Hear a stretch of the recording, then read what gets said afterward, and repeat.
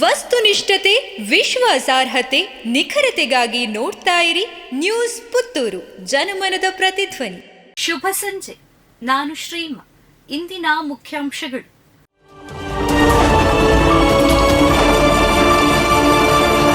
ಮುಡಾ ವಾಲ್ಮೀಕಿ ಹಗರಣದ ಮೂಲಕ ಸಿದ್ದರಾಮಯ್ಯ ನೇತೃತ್ವದ ರಾಜ್ಯ ಕಾಂಗ್ರೆಸ್ ಸರ್ಕಾರ ಆಡಳಿತ ನಡೆಸಲಾಗದೆ ಆಕ್ಸಿಜನ್ ಒಳಗೆ ಸೇರಿಕೊಂಡಿದೆ ಎಂದು ಪತ್ರಿಕಾಗೋಷ್ಠಿಯಲ್ಲಿ ನಳಿನ್ ಕುಮಾರ್ ಕಟೀಲ್ ರವರ ಹೇಳಿಕೆ.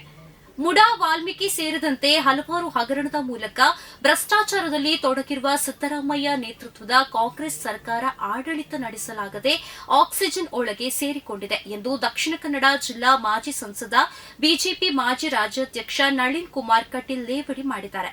ಶನಿವಾರ ಪುತ್ತೂರು ಬಿಜೆಪಿ ಕಚೇರಿಯಲ್ಲಿ ನಡೆದ ಪತ್ರಿಕಾಗೋಷ್ಠಿಯಲ್ಲಿ ಅವರು ಮಾತನಾಡಿ, ಈಗಾಗಲೇ ಆಡಳಿತ ನಡೆಸುತ್ತಿರುವ ಕಾಂಗ್ರೆಸ್ ಸರ್ಕಾರ ರಾಜ್ಯದಲ್ಲಿ 1.5 ವರ್ಷದಿಂದ ಭ್ರಷ್ಟಾಚಾರದಲ್ಲೇ ನಿರತರಾಗಿದ್ದಾರೆ. ರಾಜ್ಯದಲ್ಲಿ ರೈತರ ಆತ್ಮಹತ್ಯೆಯ ಜೊತೆಗೆ ಗಲಭೆಗಳನ್ನು ನಡೆಸುತ್ತಾ ಶಾಂತಿ ಸುವ್ಯವಸ್ಥೆ ಕಾಪಾಡುವಲ್ಲಿ ಸಂಪೂರ್ಣ ವಿಫಲವಾಗಿದೆ. ರಾಜ್ಯದ ಜನತೆ ಹಿಡಿಶಾಪ ಹಾಕುತ್ತಿದ್ದಾರೆ ಎಂದು ಆರೋಪಿಸಿದರು. ಗುಡಿಸಲಿಗೆ ಬೆಂಕಿ ಇಟ್ಟ ದುಷ್ಕರ್ಮಿಗಳು, ನಗದು, ದಾಖಲೆ ಪತ್ರ, ದಿನಸಿ ಸಾಮಗ್ರಿ ಬೆಂಕಿಗಾಹುತಿ. ಮಗನೊಂದಿಗೆ ವಾಸವಿದ್ದ ಬಡ ಮಹಿಳೆಯ ಗುಡಿಸಲಿಗೆ ಯಾರೋ ಕಿಡಿಗೇಡಿಗಳು ಬೆಂಕಿ ಇಟ್ಟ ಘಟನೆ ಪುತ್ತೂರು ತಾಲೂಕಿನ ಕುಂಬ್ರ ಸಮೀಪದ ಸಾರಪುಡಿ ಪಾದಡ್ಕ ಎಂಬಲ್ಲಿ ನಡೆದಿದೆ. ಬೆಂಕಿ ಅವಘಡದಿಂದ ಮನೆಯೊಳಗೆ ಬ್ಯಾಗ್ನಲ್ಲಿ ಇರಿಸಿದ್ದ 15,000 ನಗದು, ಆಧಾರ್ ಕಾರ್ಡ್ ಸಹಿತ ದಾಖಲೆ ಪತ್ರಗಳು, ದಿನಸಿ ಸಾಮಗ್ರಿಗಳು ಬೆಂಕಿಗೆ ಆಹುತಿಯಾಗಿದೆ. ಕುಪ್ಪೆಪದವು ರಾಮ್ ಸೇನಾ ವಾಯುಪುತ್ರ ಘಟಕದಿಂದ 5 ಕುಟುಂಬಗಳಿಗೆ ಧನ ಸಹಾಯ ಹಸ್ತಾಂತರ. ಕುಪ್ಪೆಪದವು ರಾಮ್ ಸೇನಾ ವಾಯುಪುತ್ರ ಘಟಕದ ವತಿಯಿಂದ ನವರಾತ್ರಿ ಸಂದರ್ಭದಲ್ಲಿ ನಡೆದ 3ನೇ ವರ್ಷದ ಭವತಿ ಭಿಕ್ಷಾಂದೇಹಿ ಮೂಲಕ ಸಂಗ್ರಹಿಸಿದ 1,24,149 ರೂಪಾಯಿ ಒಟ್ಟು 5 ಕುಟುಂಬಗಳಿಗೆ ಕುಪ್ಪೆಪದವು ದುರ್ಗೇಶ್ವರಿ ದೇವಸ್ಥಾನದಲ್ಲಿ ಹಸ್ತಾಂತರ ಮಾಡಲಾಯಿತು. ವಿಧಾನ ಪರಿಷತ್ ಉಪಚುನಾವಣೆ, ಉಜಿರೆ, ಬೆಳಾಲು, ಕಳಿಯ ಗ್ರಾಮ ಪಂಚಾಯಿತಿಯಲ್ಲಿ ಚುನಾವಣಾ ಪ್ರಚಾರ ಸಭೆ. ದಕ್ಷಿಣ ಕನ್ನಡ ಸ್ಥಳೀಯ ಸಂಸ್ಥೆಗಳ ವಿಧಾನ ಪರಿಷತ್ ಉಪಚುನಾವಣೆಯ ಬಿಜೆಪಿ ಅಭ್ಯರ್ಥಿ ಕಿಶೋರ್ ಕುಮಾರ್ ಪುತ್ತೂರು ಪರವಾಗಿ ಉಜಿರೆ, ಬೆಳಾಲು ಹಾಗೂ ಕಳಿಯ ಗ್ರಾಮ ಪಂಚಾಯತ್ ವ್ಯಾಪ್ತಿಯಲ್ಲಿ ಮತಯಾಚನೆ ಹಾಗೂ ಚುನಾವಣಾ ಸಭೆ ನಡೆಸಲಾಯಿತು. ಕಾರ್ಯಕರ್ತರನ್ನ ಉದ್ದೇಶಿಸಿ ಮಾತನಾಡಿದ ಸಂಸದ ಕ್ಯಾಪ್ಟನ್ ಬ್ರಿಜೇಶ್ ಚೌಟ, ಮತದಾನ ಎನ್ನುವುದು ದೇಶದ ಸಂವಿಧಾನ ನಮಗೆ ಕಲ್ಪಿಸಿದ ಹಕ್ಕು. ಚುನಾವಣೆಯ ದಿನ ನಮ್ಮ ಕರ್ತವ್ಯ ನಿರ್ವಹಿಸಲು ಕಡ್ಡಾಯ ಮತದಾನ ಮಾಡಬೇಕು. ಸ್ಥಳೀಯ ಪ್ರಾಧಿಕಾರದ ಉಪಚುನಾವಣೆಯ ದಿನ ಎಲ್ಲ ಮತದಾರರು ಕಿಶೋರ್ ಕುಮಾರ್ ಪುತ್ತೂರು ಪರ ಮತ ಚಲಾಯಿಸುವಂತೆ ಹೇಳಿದರು. ಟರ್ಫ್ ಕ್ಲಬ್ ಮೆಂಬರ್ಶಿಪ್ ಕೊಡಿಸಲು ಲಂಚ ಪಡೆದ ಸಿದ್ದರಾಮಯ್ಯ ಎಂದು ಶೋಭಾ ಕರಂದ್ಲಾಜೆ ಆರೋಪ. ನಗರದ ಟರ್ಫ್ ಕ್ಲಬ್ ಮೆಂಬರ್ಶಿಪ್ ಕೊಡಿಸಲು ಮುಖ್ಯಮಂತ್ರಿ ಸಿದ್ದರಾಮಯ್ಯ ಲಂಚ ಪಡೆದಿದ್ದಾರೆ ಎಂದು ಕೇಂದ್ರ ಸಚಿವೆ ಶೋಭಾ ಕರಂದ್ಲಾಜೆ ಗಂಭೀರ ಆರೋಪ ಮಾಡಿದ್ದಾರೆ. ಬಿಜೆಪಿ ಕಚೇರಿಯಲ್ಲಿ ಸುದ್ದಿಗೋಷ್ಠಿ ನಡೆಸಿ ಮಾತನಾಡಿದ ಅವರು, ಟರ್ಫ್ ಕ್ಲಬ್ನಲ್ಲಿ ವಿವೇಕಾನಂದ ಎನ್ನುವವರಿಗೆ ಸದಸ್ಯತ್ವ ಕೊಡಿಸೋಕೆ 1.30 ಕೋಟಿ ರೂಪಾಯಿ ಹಣ ಸಿದ್ದರಾಮಯ್ಯ ಪಡೆದಿದ್ದಾರೆ ಎಂದು ಆರೋಪಿಸಿದ್ದಾರೆ.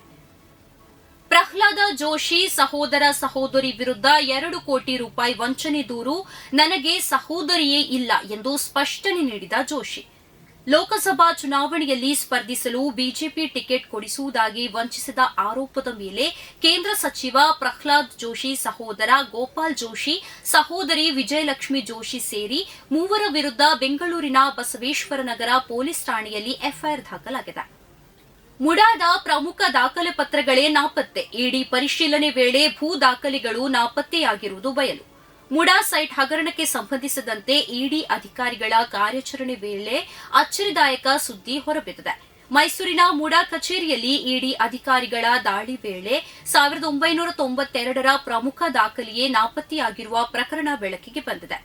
ವಿದ್ಯಾಮಾತಾ ಅಕಾಡೆಮಿಯಲ್ಲಿ ರಾಷ್ಟ್ರೀಯ ಮಿಲಿಟರಿ ಶಾಲಾ ಪ್ರವೇಶ ಪರೀಕ್ಷೆಯ ಪೂರ್ವ ಸಿದ್ಧತಾ ತರಗತಿ ಪ್ರಾರಂಭ. ಆನ್ಲೈನ್ ಮೂಲಕ ತರಬೇತಿ. ಸ್ಪರ್ಧಾತ್ಮಕ ಪರೀಕ್ಷೆಗಳ ಪ್ರತಿಷ್ಠಿತ ತರಬೇತಿ ಸಂಸ್ಥೆಯಾಗಿರುವ ವಿದ್ಯಾಮಾತಾ ಅಕಾಡೆಮಿ ರಾಷ್ಟ್ರೀಯ ಮಿಲಿಟರಿ ಶಾಲೆಯ ಪ್ರವೇಶ ಪರೀಕ್ಷೆಗೆ ಪೂರ್ವಭಾವಿಯಾಗಿ ತರಬೇತಿ ಪ್ರಾರಂಭಿಸಲಿದ್ದು, ಈಗಾಗಲೇ ದಾಖಲಾತಿ ಪ್ರಕ್ರಿಯೆ. ಅಶೋಕ ಜನಮನಕ್ಕೆ ಮುಖ್ಯಮಂತ್ರಿ ಉಪಮುಖ್ಯಮಂತ್ರಿಗೆ ಆಹ್ವಾನ. ನವೆಂಬರ್ 2ರಂದು ಶಾಸಕ ಅಶೋಕ್ ರೈ ನೇತೃತ್ವದ Rai estate educational and charitable trust ವತಿಯಿಂದ ದೀಪಾವಳಿ ಪ್ರಯುಕ್ತ ಕೊಂಬೆಟ್ಟು ತಾಲೂಕು ಕ್ರೀಡಾಂಗಣದಲ್ಲಿ ನಡೆಯಲಿರುವ ಅಶೋಕ ಜನಮನ ಕಾರ್ಯಕ್ರಮಕ್ಕೆ ಮುಖ್ಯಮಂತ್ರಿ ಸಿದ್ದರಾಮಯ್ಯ ಹಾಗೂ ಉಪಮುಖ್ಯಮಂತ್ರಿ ಡಿಕೆ ಶಿವಕುಮಾರ್ ಅವರಿಗೆ ಆಹ್ವಾನ ನೀಡಲಾಗಿದೆ. ಶೈಕ್ಷಣಿಕ ಸಾಧನೆಗೆ ಕ್ರೀಡಾ ಪೂರಕವಾದದ್ದು ಎಂದು ಪಾರ್ಥ ವಾರಣಾಸಿ ಹೇಳಿದರು. ಅಂಬಿಕಾ ಪದವಿ ಪೂರ್ವ ವಿದ್ಯಾಲಯಗಳ ವಾರ್ಷಿಕ ಕ್ರೀಡಾಕೂಟ ಉದ್ಘಾಟನೆ. ಕ್ರೀಡೆ ಕೇವಲ ಸ್ಪರ್ಧೆಗಷ್ಟೇ ಸೀಮಿತವಲ್ಲ, ದೈಹಿಕ ಮಾನಸಿಕ ಆರೋಗ್ಯ, ಮೆದುಳಿನ ಚುರುಕುತನಕ್ಕೆ ಅತ್ಯಂತ ಉಪಕಾರಿ. ಅದರಲ್ಲೂ ಶೈಕ್ಷಣಿಕ ಸಾಧನೆಗೆ ಅತಿ ಅವಶ್ಯಕ. ಆದ್ದರಿಂದ ದಿನಕ್ಕೆ 30 ರಿಂದ 90 ನಿಮಿಷಗಳವರೆಗೆ ಆಟೋಟ, ನೃತ್ಯ ಮುಂತಾದವುಗಳಲ್ಲಿ ತೊಡಗಿಸಿಕೊಳ್ಳುವುದು ಅತ್ಯಂತ ಮುಖ್ಯ ಎಂದು ಈಜು ತರಬೇತುದಾರ ಪಾರ್ಥ ವಾರಣಾಸಿ ಹೇಳಿದರು. ಪ್ರತಿದಿನದ ಸುದ್ದಿಗಳಿಗಾಗಿ ನೋಡ್ತಾ ಇರಿ ನ್ಯೂಸ್ ಪುತ್ತೂರು, ಜನಮನದ ಪ್ರತಿಧ್ವನಿ. ಧನ್ಯವಾದಗಳು. ವಸ್ತುನಿಷ್ಠತೆ, ವಿಶ್ವಾಸಾರ್ಹತೆ, ನಿಖರತೆಗಾಗಿ ನೋಡ್ತಾ ಇರಿ ನ್ಯೂಸ್ ಪುತ್ತೂರು, ಜನಮನದ ಪ್ರತಿಧ್ವನಿ.